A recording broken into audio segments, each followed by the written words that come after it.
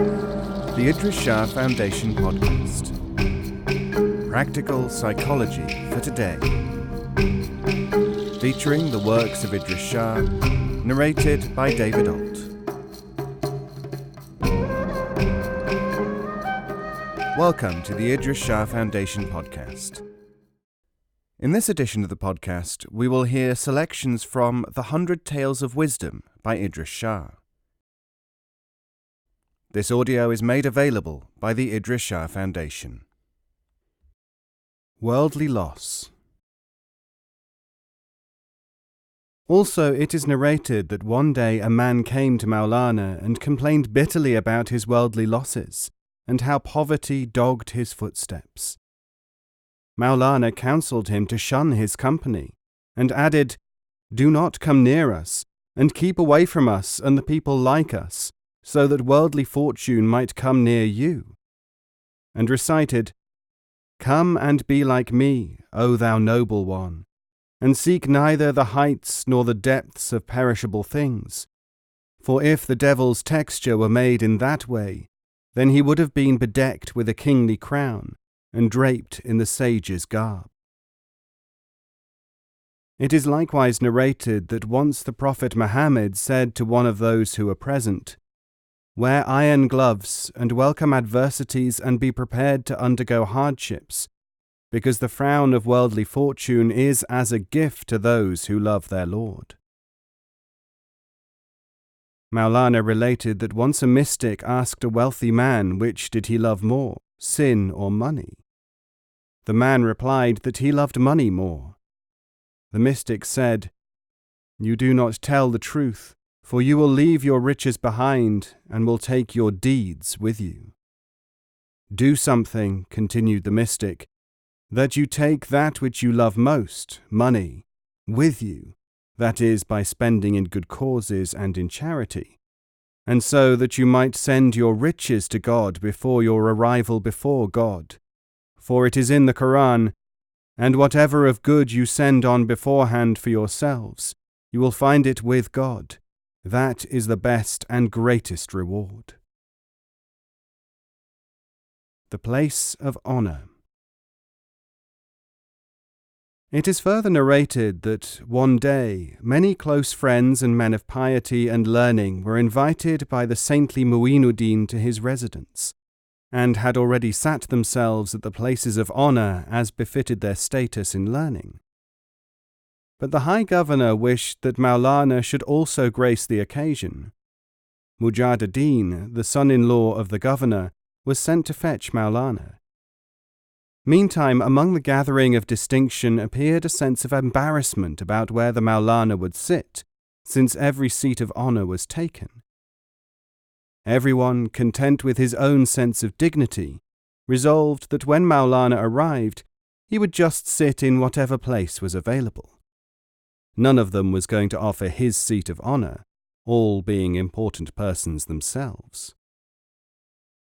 The one who was sent to fetch Maulana used fitting words of invitation. Maulana, taking the saintly Chalibi Hisamuddin and other friends, started towards the house. The followers of Maulana walked ahead. As soon as the saintly Hisamuddin stepped into the house, all the great sages made places of honor available for him. Later, Maulana arrived and the governor hurried to receive him and kissed his hand as a token of respect. Seeing that all the great dignitaries were already in occupation of seats of honor, he merely saluted them and sat down in the space beyond the chief platform. The saintly Chalabi Hisamuddin, seeing Maulana sitting in the space beyond, left his place and sat beside Maulana. Noting that other men of importance too came to where Maulana was sitting, but those who grudged to acknowledge the greatness of Maulana continued to sit in their high places, such as Sheikh Nasiruddin and Sayyid Sharifuddin and men like him. Each in his turn was learned in his own right, as if he had studied a whole library of books. They say that Sharifuddin was a man of high qualities and of knowledge, and yet somewhat outspoken and a little forward in speech. Therefore, seeing that Maulana had attracted most to his side from the row of honour, where seats were now empty, he asked where was the place of the chief guest, and who really was to be considered president of the gathering. Sheikh Sharifuddin voiced the opinion that according to the saints of Khorasan and those who have the cloistered life, the place of honour was the angle of the platform. But Sheikh Sadruddin said that the most honourable place was at the far end of the dais in the realm of the Sufis, and then as a test, they asked Maulana to state the place of honour. The Maulana recited, "Is there any meaning in the terms or the habitation and who presides? Who are we and I? We are where the beloved is." "The president is where the beloved is," said Maulana, and Syed Sharifuddin asked, "Where is the beloved?" "O thou blind one, seest thou not?" said Maulana, and recited the verse, "You have no inward eyes to see, otherwise you would perceive in your whole being, from top to toe is no art but his." Later, when Maulana departed from this world, and Sharifuddin arrived at Damascus, he had lost his sight, a prediction of Maulana, and then he used to weep and cry. He said that when Maulana shouted at him, he felt that they held a large black tray before his eyes, with the consequence that he could neither determine the colour of things, nor see anything clearly. But he hoped that Maulana, whose sense of forgiveness was limitless, would forgive him for his arrogance, and recited the verse, saying, "Do not lose hope of forgiveness, the sea of remission is vast, if thou recant. For thy sins ask for forgiveness in prayer and meditation, for his forgiveness is beyond measure." It is also narrated that this incident took place at the house of Jalaluddin Karatai. Having had his seminary completed, he invited a large number of learned men and men of importance on the occasion of the opening ceremony of the college, the madrasa. On that day, Maulana Shamsi Tabriz had newly arrived in the town, and sitting on the platform amongst other men of learning, asked Maulana which was the seat of honour at a gathering. Maulana replied, "The seat of honour among men of learning is in the centre of the platform, and the place of honour of the men seeking the mysteries of mysticism is in the corner, and the place of honour of the Sufis at the end of the platform, and the place of honour of those who love is beside the loved one." And saying this, he left his place and sat beside Maulana Shams, and it is related that Maulana Shamsi Tabrizi became better known to the people of Konya after that.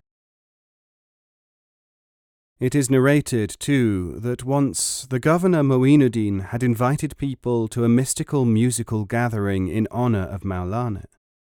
Many men of saintly pursuits and mystical thought were present.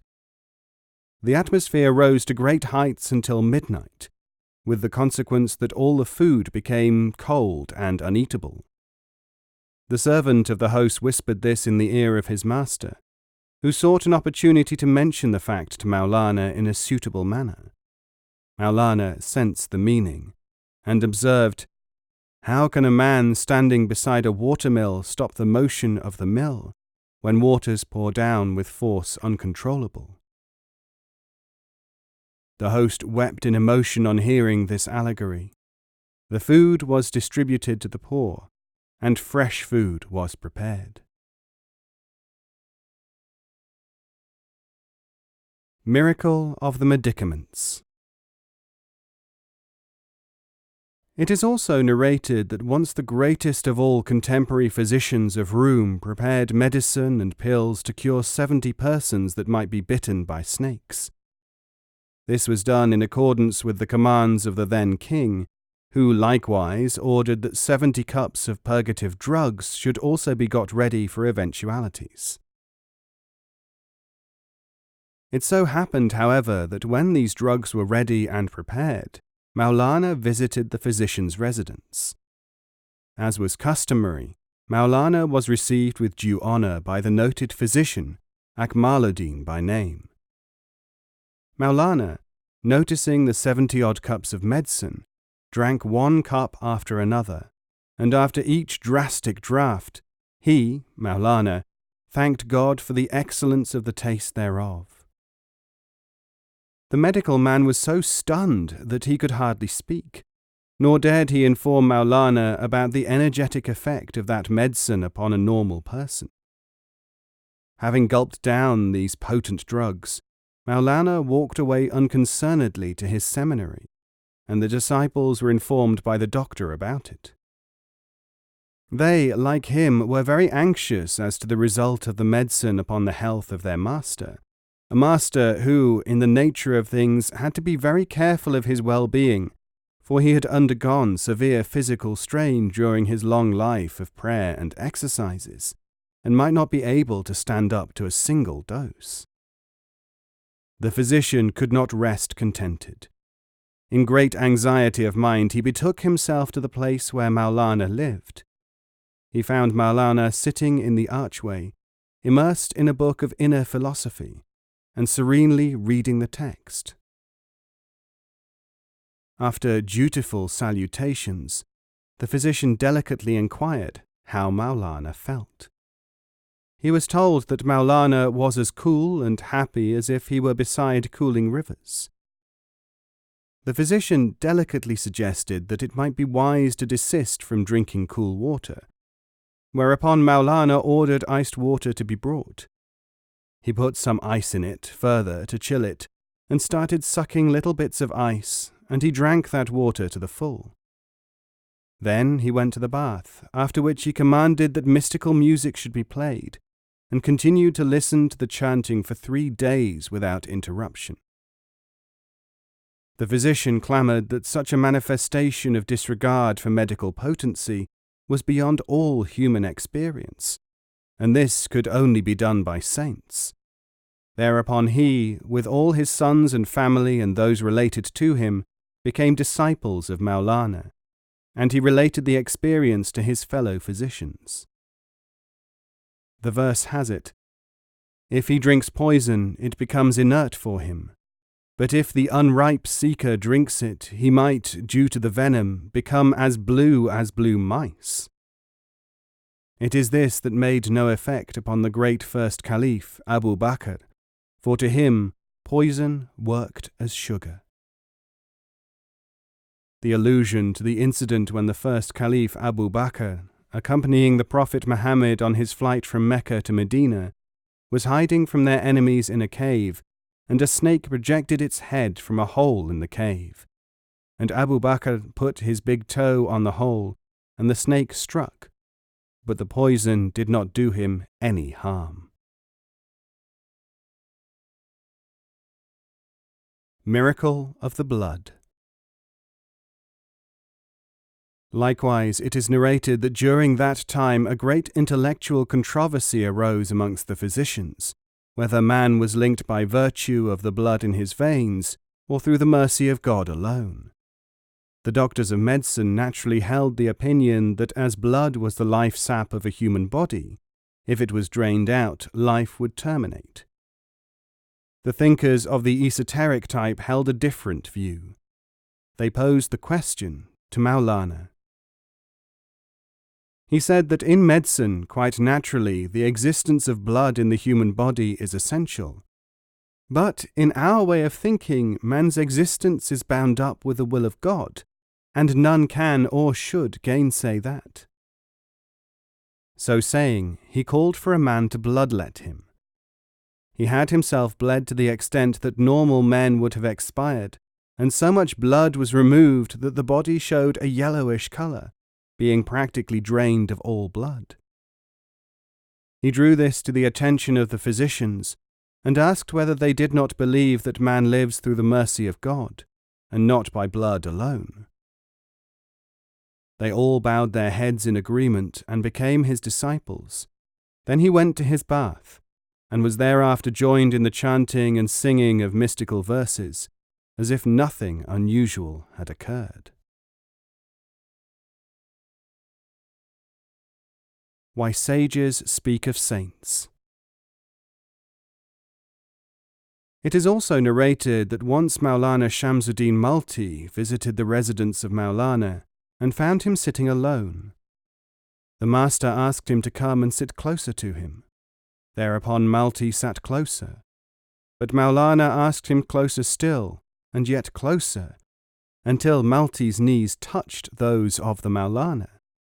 And then the Maulana spoke about the great attainments of Sayyid Burhanuddin and Maulana Shamsi Tabrizi, until Multi became overwhelmed with it all.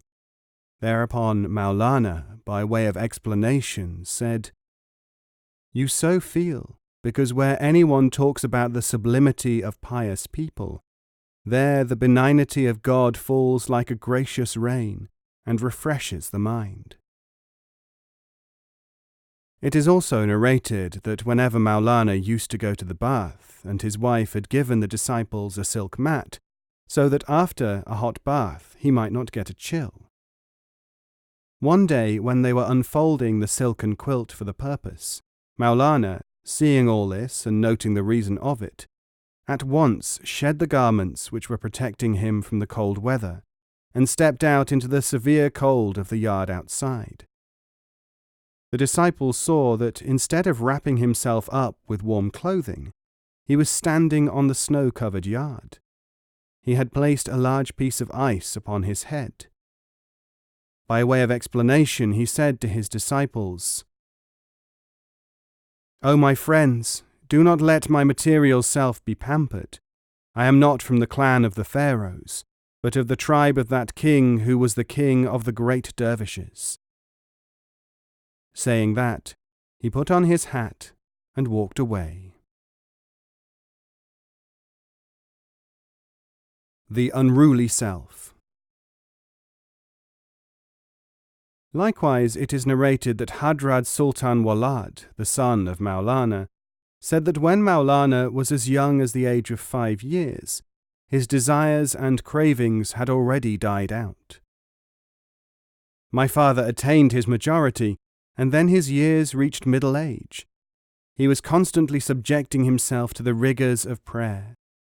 In a sense of self-abnegation, he disregarded all material comforts and suppressed his desires for worldly things. I asked him why, when his desires were suppressed at that early age, did he persist in renunciation, still as watchful as ever about physical wants and desires? He replied that the self is a great trickster, and one has always to be alert in case that evil overpowers one. Pull the bridle of the unruly self ever hard. Beware of the snares of the world's faithless flowers, believing not in his holy garb, or his long string of prayer beads, neither allying oneself with him, nor jointly riding hard with him. Admission of a disciple. It is also related that Chalibi Hisamuddin reported that Sayyid Sharifuddin had a great friend, a notable man in Konya, who had a son of grace and intelligence. The young man was greatly impressed by Maulana's piety and goodness, and desired to become a disciple, even at an early age. The youth's father, thinking that Maulana's teachings were too advanced for the lad, reserved his permission. But the young man threatened to commit suicide unless he was given permission to become a devotee of the great sage. The boy's father ultimately consented and approached Sayyid Sharifuddin about the matter. Sharifuddin, rather than give a negative reply to the father, laid a plan. He suggested that the father should ask Maulana whether his son would go to paradise or not. An insolent question might anger Maulana, and permission to enroll him as one of the disciples might be withheld. The father of the young man gave a great feast for the learned of the town. After this, as was usual, a mystical dance and musical concert was held. When the manifestations and performance were at their height, the father asked the suggested question, Without hesitation, Maulana replied that the young man was destined to go to paradise and was fit to behold the grace of God. He was not like others of his age in the town, because he was attracted by spiritual teachings, and they were not. Thereupon the father of the young man, as well as the son, became disciples of Maulana.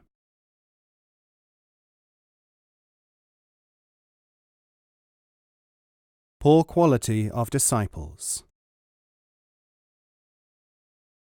It is also narrated that one day Mu'inuddin, the celebrated, observed, "The Maulana was born of great piety, and like unto him none has been born for generations, but that his disciples were of poor quality and self-seekers." One of those present on the occasion reported the conversation to Maulana, and his disciples were greatly grieved. Maulana thereupon sent a note to the man who had made the observation, saying that if his disciples were already men of quality, he would have become their disciple, and not they his. Because they were lacking in virtue, he accepted them in order to refine them. He then said, "I swear by the soul of my honoured father, that till God became the grace protector of those men so that such men might tread the right path of acceptance, they were not enrolled as my disciples." He recited, "Strayed they are, lingering they were in the path of godly things.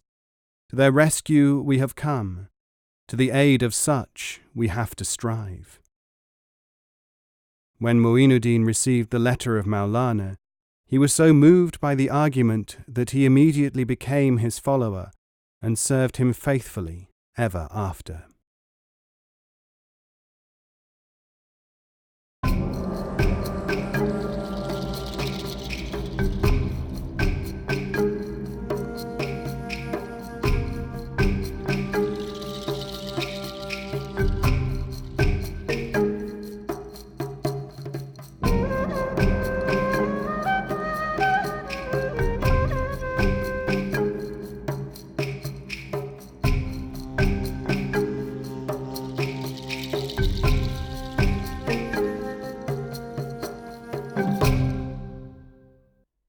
This podcast is copyright 2018, the Idries Shah Foundation.